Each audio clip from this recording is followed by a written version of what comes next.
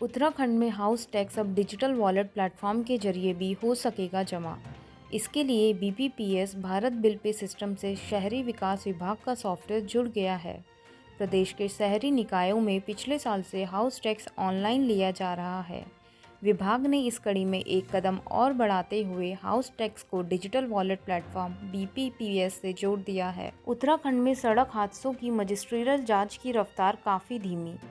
बीते वर्षों में हुए 109 हादसों की मजिस्ट्रियल जांच में केवल 38 की ही जांच पूरी हो पाई है। 71 जांच अभी तक अधर में अटकी हैं। जांच में देरी की वजह से ना तो हादसे की वजह ही सामने आ पा रही है और दोषियों की जवाबदेही तय करने में भी देरी हो रही है। परिवहन मंत्री यशपाल आर्य ने दोनों मंडलायुक्तों से मजिस्ट्रियल जांच में तेजी लाने के निर्देश दिए हैं। देहरादून जिले को बने 150 साल हुए पूरे। आज़ादी की 75वीं वर्षगांठ के बीच देहरादून जिले के लोगों के लिए यह साल दोहरे ऐतिहासिक महत्व वाला है। बहुत कम लोग जानते होंगे कि देहरादून जिले को बने 150 साल पूरे हो गए हैं। देहरादून का प्रशासनिक ढांचा 200 साल पुराना है, लेकिन विधिवत रूप से 1871 में इसे जिले का दर्जा मिला। खलंगा किले पर आक्रमण के बाद 30 नवंबर 1814 को देहरादून अंग्रेजों के अधीन आ गया था। विधानसभा चुनाव 2022। जेपी नड्डा चुनावी बिगुल फूंकने से पहले हरिद्वार में लेंगे संतों का आशीर्वाद। भाजपा ने राष्ट्रीय अध्यक्ष जगत प्रकाश नड्डा के प्रस्तावित दौरे के 2 कार्यक्रमों में तब्दीली की है। नड्डा हरिद्वार में जहां संतों का आशीर्वाद लेंगे, वहीं रायवाला में सैनिकों का सम्मान भी करेंगे। उनका 20 और 21 अगस्त का उत्तराखंड दौरा तय हो गया है। पिछले साल दिसंबर में भी नड्डा जब उत्तराखंड आए थे तो उन्होंने हरिद्वार से ही इसकी शुरुआत की थी।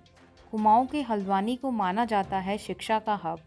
वर्तमान में यहाँ कई तरह के उच्च शिक्षण संस्थान, मुख्यालय और नामी स्कूल संचालित हो रहे हैं। प्रतियोगी परीक्षाओं की तैयारी के लिए कोचिंग सेंटर हर गली मोहल्ले में चल रहे हैं, जिनमें कुमाऊं भर से युवा पढ़ने आते हैं। आज से 75 साल पहले यानी आज़ादी के समय से ही शिक्षा के अच्छे संस्थानों का यहाँ बोलबाला रहा है। बस एक चिट्ठी से मिलेगी पहाड़ी राज्य में तवरीत और सरल न्याय प्रक्रिया की सुविधा। अदालत गवाह के आग्रह पर एक मोबाइल ई-कोर्ट वैन भेजेगी। इसी के माध्यम से गवाह ऑनलाइन वीडियो कॉन्फ्रेंसिंग से अदालत में जज के सामने पेश होकर अपने बयान दर्ज कराएगा।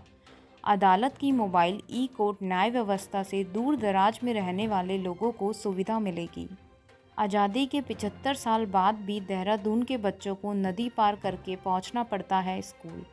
देश भले ही आज़ादी की 75वीं वर्षगांठ के जश्न में मशरूफ़ हो, लेकिन मालदेवता क्षेत्र के डुबडा कटाल गांव के लोग आज भी सौंग नदी की कैद में जकड़े हैं।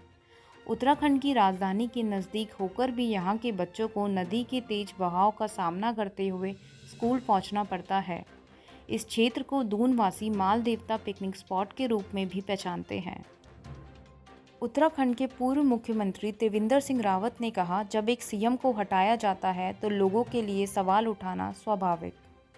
उन्होंने कहा कि पार्टी के हर कार्यकर्ता की जिम्मेदारी है कि वह पार्टी के फैसलों का पालन करे।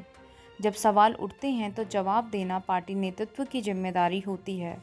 पद से हटने के लगभग 5 माह बाद पहली बार त्रिवेंद्र सिंह रावत ने अपने दिल की बात कही। उत्तराखंड एसटीएफ ने साइबर ठगों की धरपकड़ की कार्रवाई में पाई सफलता।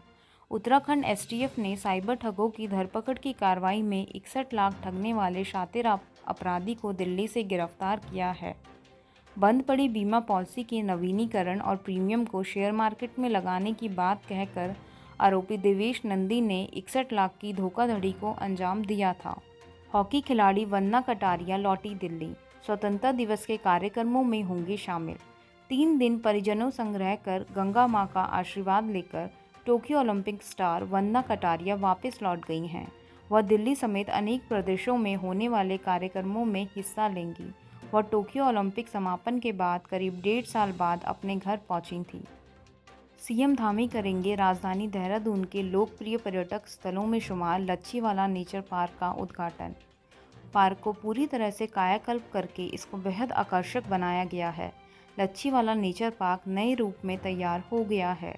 पार्क को मनोरंजन और सुविधाओं से व्यवस्थित करने के बाद शनिवार को इसका उद्घाटन हो जाएगा। इसके बाद इसे पर्यटकों के लिए शुरू किया जा सकेगा। इसी के साथ आज के मुख्य समाचार समाप्त हुए। दीजिए इजाज़त। नमस्कार।